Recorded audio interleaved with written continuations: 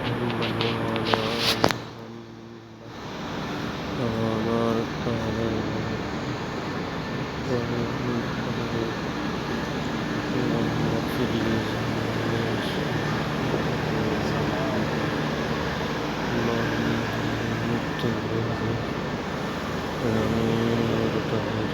سبحان الله عدد خلقه ورضا نفسه